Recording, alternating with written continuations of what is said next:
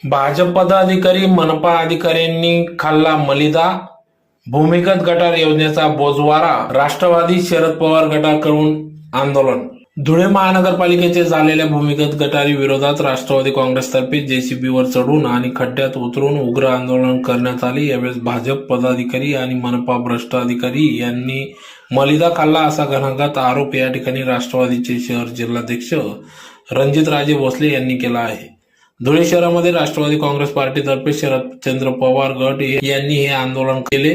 तर याबाबत अधिक माहिती अशी की धुळे शहरामध्ये मोठ्या गाजावाजा करून भाजपाने भूमिगत गटारींचे काम सुरू केले, परंतु सदर गटारींच्या कामांमुळे संपूर्ण शहरातील रस्ते खराब झाले. 130 कोटींच्या खर्चातून या योजनेतून फक्त मलिदा खाण्याचे काम भाजपाच्या पदाधिकारी महापालिकेच्या अधिकाऱ्यांनी केले. 5 वर्षापासून भूमिगत गटारीचे काम सुरू आहे, पण कोणत्याही कामाची